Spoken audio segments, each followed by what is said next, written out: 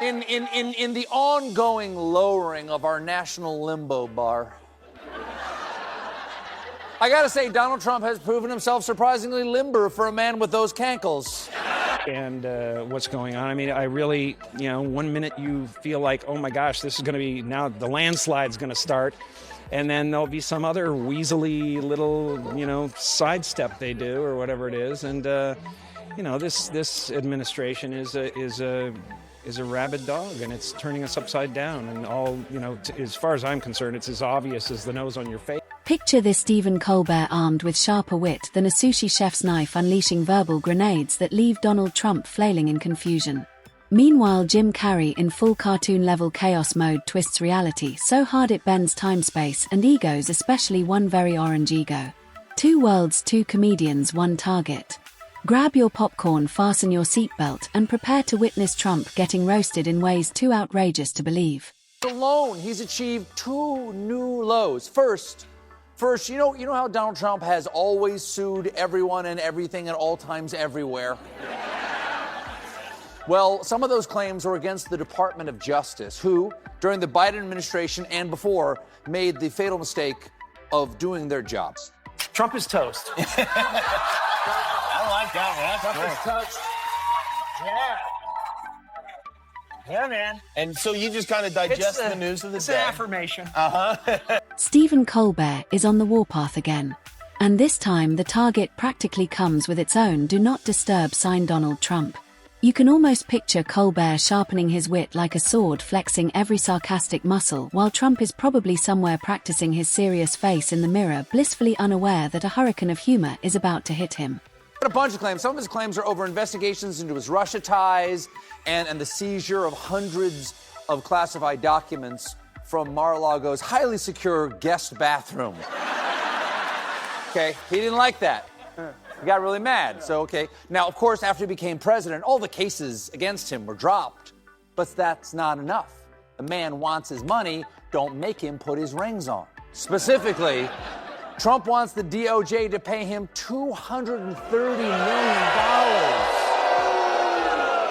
Which, from the sound of this audience, is obviously ridiculous, but... It's the kind of comedy collision that leaves viewers clutching their sides and wondering if reality just took a vacation. Colbert doesn't bother with subtlety. Subtlety is for people who understand nuance, which excludes anyone with a comb-over and a Twitter addiction. Instead, he goes full-on surgical. Every punchline lands with precision, every jab slices through another layer of absurdity. I can't look at it. I'm glad I ate beforehand. Oh my God, there's so many nipple-like things and actual nipples. Yeah, it's pretty accurate. I mean, no, I was gonna say I love Jim Carrey, but He criticized capitalism without a conscience. And that's what we have now. We have capitalism without a conscience. He showed the common man being fed through gears of the brutal, dehumanizing industrial age. He took on the American right wing of his day, its worst evils: hatred of immigrants, contempt for the truth, greed, and the abuse of power. We are fighting those same evils today. Every sentence is a scalpel aimed straight at the absurdity of a man who thinks policy is a game show and diplomacy is a brand deal. You can almost see the gears turning in Colbert's head: observation, exaggeration, satire, repeat. And every viewer feels the giddy, slightly guilty pleasure of watching someone so spectacularly overconfident get deflated one joke at a time. At this point, after two terms, what we're 9 months into this, we think it would be impossible for us to be shocked by Donald Trump. But give the man credit. Every so often, he takes the time to attach the electrodes to our nipples. And then it feels like the first time. Case in point, yesterday, as part of his White House ballroom project, he sent out a backhoe to rip off a chunk of the East Wing. Meanwhile, in a completely different dimension of chaos, Jim Carrey is on the scene. If Colbert is a surgeon, Carrey is a cartoon hammer. Reality bends and stretches in his hands. Faces contort, voices wobble, physics gives up, and Trump fumbles like a toddler in a boardroom. Carrey's humor isn't just sharp, it's an acid trip through a hall of mirrors where every reflection is orange and confused. Watching him feels like witnessing someone paint a masterpiece while setting off fireworks. Colbert is calculated, precise, a sniper of satire. Carrey is chaotic, physical, and gloriously unhinged. Together, they expose the contradictions of a man determined to be his own punchline. You can make a bad decision about a candidate. It's not who you are. It doesn't mean you're dumb. It doesn't mean you're different. It doesn't mean, the trouble with what's happening right now is these really negative forces like the Steve Bannons of the world are convincing us that we're separate, that we're not the same country, that there's two countries. There's not two countries. I can break bread with anybody in this country. I love people in this country. I love the heartland of this country. It has nothing to do with that. Every laugh feels like proof the universe has a sense of humor and a favorite target. Colbert takes aim at the classic Trump tropes: the overconfidence, the hyperbole, the self-obsession. One moment he's dissecting a press conference like a surgeon, the next he's highlighting contradictions that make fact-checkers cry. Carrey, meanwhile, takes it further, turning every twitch and gesture into a ballet of chaos. Watching him is like seeing reality rewritten by a cartoonist with a vendetta.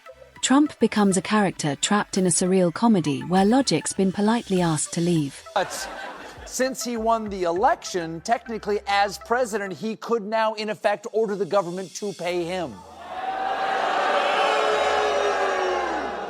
Well, that doesn't seem right. I mean, if you're going to do that, why stop at $230 million? Why not just let him go to Fort Knox, lose the pants, and go Scrooge McDuck into a pile of gold?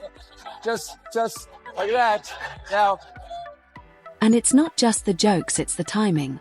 Colbert lands his lines like perfectly thrown darts while Carrey whirls through chaos like a hurricane in a suit. Together, they form a storm of ridicule so powerful that even Trump's attempts to respond become part of the comedy. You can almost picture him pacing, tweeting, flailing, not realizing he's feeding the joke. Colbert exposes his contradictions, Carrey amplifies them until they echo through the absurd. I just want to express it in a positive way. I want to turn everything painful into art. And you react to the pipe bomb. Are you a great person ever? Apparently I was threatened on Twitter, so I don't know. I didn't see the thing. I heard there was, some severed goat head, and I'll see you soon kind of thing. But, you got to speak, man. This is not a time to clam up, and not a time to get frightened. You have to do what you have to do. This is dire at this point. Colbert has this uncanny ability to take even the smallest Trump moment and turn it into a masterclass in ridicule. A single mispronounced word becomes a 5-minute breakdown of logic and irony. Meanwhile, Carrey thrives in chaos, transforming every gesture into surreal art. A pout becomes a painting, a hand wave becomes a hurricane. Watching Carrey feels like watching physics lose a debate. Trump doesn't stand a chance, not against the scalpel of Colbert or the storm of Carrey. We're just, as I said, we're just 9 months into Trump's turn, and he's going Hulk smash on the White House. Last time, it took him at least 4 years to bring a demo crew to the Capitol. This is happening after Trump specifically promised his ballroom construction wouldn't touch the existing White House. Here he is talking about it this summer. It won't interfere with the current building. It'll be near it, but not touching it, and pays total respect to the existing building, which I'm the biggest fan of. It's my favorite place. I love it. So that was a lie. At this point, should we even believe that this is going to end up being a ballroom? It could just as easily end up being a combination Pizza Hut Taco Bell. Colbert attacks the logic of Trump's words, Carrey attacks the reality of his presence. One dissects, the other detonates. Together, they create humiliation that borders on art. Colbert's commentary feels like a craftsman chiseling away at contradictions while Carrey turns every twitch into a carnival of chaos. The result? Trump dissolves into caricature, a man undone by his own exaggerations, exaggerated even further by two comedic juggernauts. We are babysat by the television. We're taught how to think by the television. That's the dangerous thing about what's going on right now. There are generations growing up right now who are learning to lie. That lying is okay. That this kids say fake news. That you're supposed to hate half the country. You know? And if anything, we've got to get back to a place where we realize that a vote is not who you are. What's fascinating is the psychological effect. Trump isn't just mocked, he's dissected. Colbert's wit slices through his defenses, exposing the ego beneath the suit. Carrey's physicality shreds whatever dignity remains. Combine the two and even the most stubborn confidence starts to wobble. It's the kind of satire that doesn't just sting, it sticks. Every attempt by Trump to regain control only adds to the comedy. I say, look, I know that Trump's followers get a lot of grief from people going, no, you don't believe in anything. It's a cult of personality, blah, blah, blah, meow, meow, meow. But I want to be fair here, okay? There is one thing that MAGA has believed from the beginning, and they still believe it. And that's that there is a secret cabal of top government officials who meet at shadowy dinners to strategize how to hide the sins of wealthy sex traffickers and pedophiles. They do believe that. And for that, I have never criticized them because I'm sure... Have I? I don't think so. Maybe I have. I don't know. Maybe. I don't know.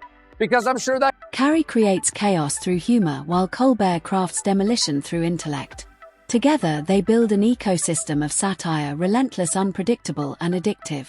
Each punchline lands with precision, each exaggeration leaves audiences breathless. It's not just mockery, it's theater. Colbert builds the tension, Carrey detonates it, and Trump becomes the unwilling star of a show that never ends. Before we show you the new piece of art. So we explained at the time, there's a lot of reasons why Carrey went in this direction. This was before the violence broke out, and it was pretty prescient. There's Trump like a madman roaming, both the White House, which kind of has a shining feel inside in some ways, and the gardens and the Capitol, etc. That cartoon turned out to be foreshadowing in a pretty scary way. And it says, "You're the caretaker, Mr. Trump. You've always been the caretaker." Every joke lands like a precision strike. Colbert mines contradictions, Carrey magnifies absurdities, and together they turn Trump's public persona into a masterclass in irony. What might have been a shrug becomes a spectacle, a speech becomes slapstick. Watching them is like watching two different dimensions of comedy collide. Intellect meets insanity, and the result is devastatingly funny.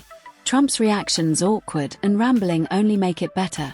He flails, they feast, and the audience roars.